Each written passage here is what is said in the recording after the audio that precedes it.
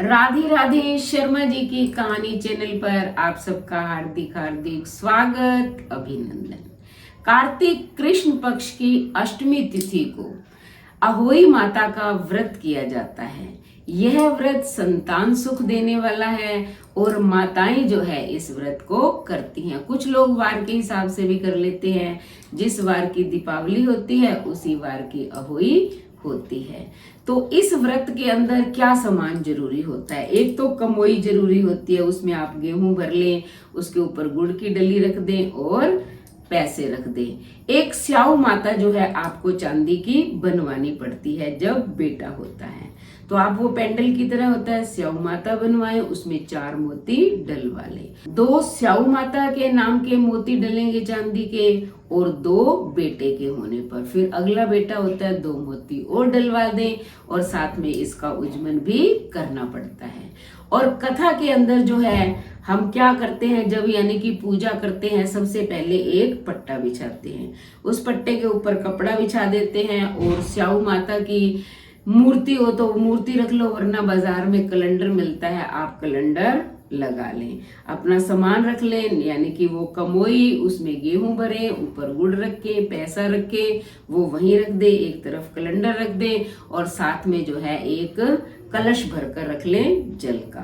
और स्याऊ माता जो है वो मूली के अंदर पिरोकर अपनी कमोई के ऊपर ही रख दे। और फिर इसके बाद जो है आप कथा करेंगे। कथा से पहले आपको पूजा करनी है, पहले गणेश जी की और फिर स्याऊ माता की। वो कैलेंडर होता है उसमें बनी हुई होती है, स्याऊ माता पे भी बनी होती है। तो आप रोली मोली चावल से जो है पूजा करें, दीपक जला लें और फिर कथा सुने। अब इसका उज्जमन कैसे किया जाता है? उज्जमन में क्या है कि कुछ लोग जो है कढ़ाई जरूरी होती है, कुछ लोग तो गुलगुले बनाते हैं, कुछ पूड़ी हलवा बना लेते हैं। तो आप 8 जगह जो है ये गुलगुले अगर बनाए हैं तो 8 गुलगुले रख दो, और अगर हलवा पूड़ी बनाए हैं तो आप हलवा पूड़ी रख दो, 4 पूड़ी और थोड़ा थोड़ा हलवा, उसके ऊपर 10-10 रुपए रख दे। और सास के लिए जो है एक साड़ी, उसके ऊपर जो है मेकअप का सामान, और आप जो है नोज पिन रख दें, पैरों के बिछुए रख दे, और सुहाग बाग का तो सारा सामान होगा ही, और पैसे रख दे। उज्जमन के अंदर इतनी चीजें होती है। तो वो 8 जगह जो आपने गुलगुले रखे हैं, यानी कि पुए कुछ लोग बोलते हैं गुलगुलों को, तो आप जो साड़ी और मेकअप का सामान, पैसे हैं, उनके साथ ही जो 8 जगह आपने वो गुलगुले रखे हैं या हलवा बनाकर पूड़ियों पर रखा है, उनको मिनस दे। कथा सुनने के बाद पहले पूजा करेंगे, फिर कथा सुनेंगे, यानी कि सूरज भगवान को अर्घ देंगे, और आकर फिर जो है पहले उनको मिन्स दे, और फिर जो वो साड़ी है और जो मेकअप का सामान है, पैसे है, वो तो अपनी सास को पैर छूकर दे दे। और जो वो 8 जगह आपने निकाले हुए हैं हलवा पूड़ी या गुलगुले, वो आप 8 सुहागन औरतों को दे दे। तो ये उज्जमन की विधि है। और आपको 2-2 मोती जो हैं वो हर बार डलाने हैं जब बेटा होता है तो, और अगर बेटे की शादी हो तो स्याऊ माता की माला जो है वो लंबी बनती चली जाती है। तो ये हो गया इसका उज्जमन। और व्रत में आपको प्रातःकालीन समय का बता दिया है कि बहुत जल्दी उठकर आप कुछ खा लें, उसके बाद आप स्नान करके अपने कार्यों में लग जाएं, और दोपहर को जो है विधि विधान से पहले पूजा करें। हाथ में यानी कि गेहूं जो आपने अपने कमोई में भरा है, गेहूं के दाने ले लें, चावल भरे हैं चावल ले लें और थोड़ा सा गुड़ रख लें।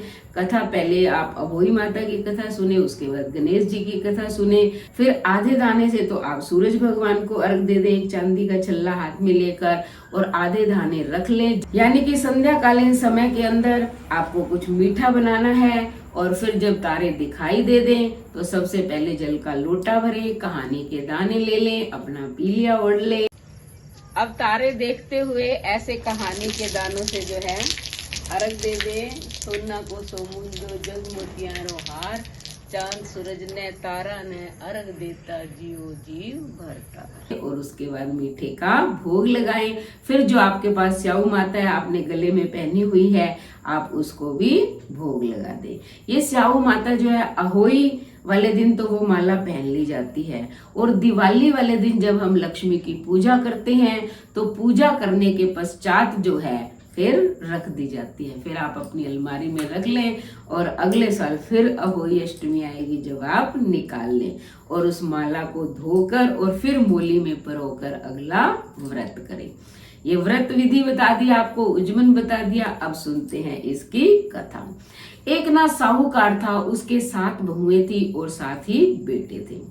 एक बार क्या है, यही अष्टमी का दिन था, तो वो बहुएं अपनी ननद को साथ लेकर मिट्टी खोदने के लिए चली गई।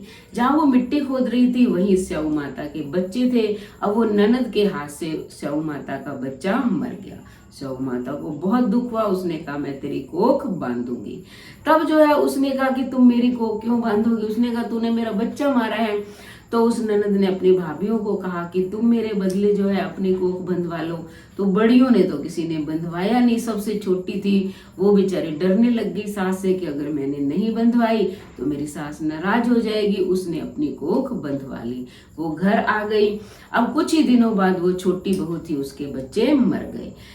अब उसके होते भी थे फिर मर जाते, बच्चा होता तब मर जाता। फिर उसने एक बार पंडित जी से पूछा, कहती ये क्या है कि मेरे बच्चे होते और मर जाते, जीते क्यों नहीं है?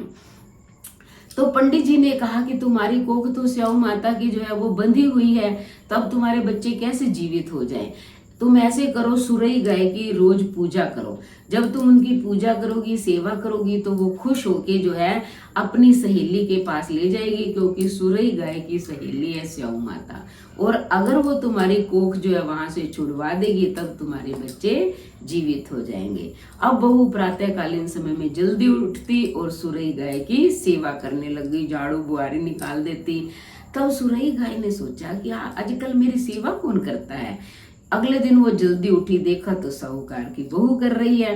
तो उससे पूछा कि तू मेरी सेवा क्यों करती है, क्या चाहती है? तब बहू ने कहा कि अगर आप मुझे वचन दो कि मेरा कहना मानोगे तब मैं आपको बताऊं। उसने कहा वचन दिया, मैं तेरी सेवा से बहुत खुश हूँ, बता तुझे क्या चाहिए? कहती कि आपकी सहेली जो स्याऊ माता है उसके पास मेरी कोख बंधी हुई है, आप वो छुड़वा दो। उसने कहा ठीक है तो वो 7 समुंदर पार, लेकिन चलते हैं। वो दोनों जनी चल पड़ी।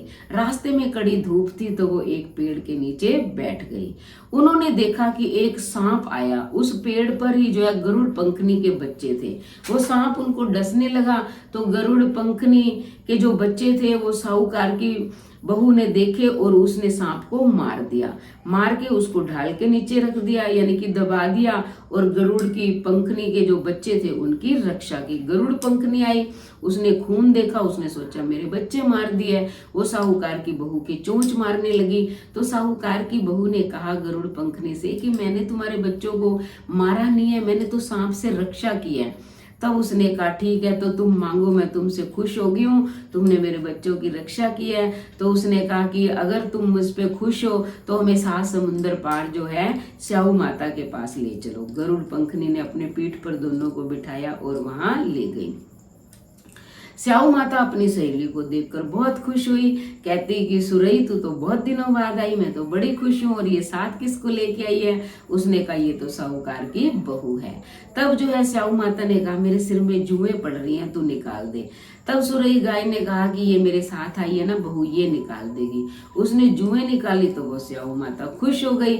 उसने कहा कि तूने ना मेरे सिर में बहुत सारी सलाई डाली है, मैं तेरे ऊपर खुश हूँ, तेरे 7 बेटे और 7 बहुएं होंगी।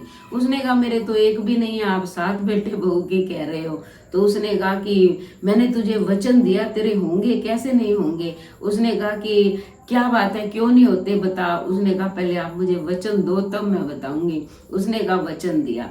तब उसने वचन दिया, कहते आपके पास ही तो मेरी कोख बंधी हुई है। तब उसने कहा अरे बहू तुमने तो मुझे ठग लिया, मैं तुम्हारी कोख खोलती तो नहीं, पर जा तेरे जो है 7 बेटे होंगे। तब वो आ गई, उसने घर पे आके देखा उसके 7 बेटे 7 बहुएं, वो खुश हो गई। अब वो भी उज्जमन करने लगी। उसकी जेठानियों ने सोचा कि आज अहोई अष्टमी है, वो रोई नहीं, छोटे वाली बहू अपने बच्चों को भेजा जाके देख के आओ। वो देखने गए तो वो तो देखे कि वो तो अहोई बना रही है, कोई किसी बर्तन पे, कोई दीवार पे, हर चीज के ऊपर, और कढ़ाई कर रखी है उसने, खूब हलवा पूड़ी सब्जी बना रही है। बच्चों ने आके अपनी माओ को बताया, फिर वो जेठानियां दौड़ी दौड़ी आई, उन्होंने कहा तूने अपनी कोख जो है कैसे छुड़वाई? तब उसने कहा कि तुमने तो मेरी कोख बंधवा दी थी, खुद तो बंधवाई नहीं थी, मैं बच्चा थी, जानती नहीं थी, लेकिन अब जो है मैंने अपनी कोख छुड़वा लिया। उसने सारी बात बता दी। फिर यानी कि पूरी नगरी के अंदर ये ढिंडोरा पिटवा दिया कि अहोई अष्टमी का व्रत सब औरतें करें, जिनको संतान नहीं है वो भी करें। अहोई अष्टमी की कृपा से संतान भी होती है, संतान की आयु भी लंबी होती है। तो इस तरह जो है ये व्रत किया जाता है। मैंने आपको संपूर्ण विधि बता दी है, तो आप भी अहोई अष्टमी का व्रत करें, इसकी कथा सुने, फिर देखें अहोई माता की अपार कृपा कैसे आप पर बरसती है। उसके बाद चैनल को सब्सक्राइब करें, लाइक और शेयर करें, कमेंट करें और बेल आइकन के बटन को दबाएं ताकि ऐसी ही धार्मिक वीडियो का नोटिफिकेशन सबसे पहले आपको मिले। धन्यवाद।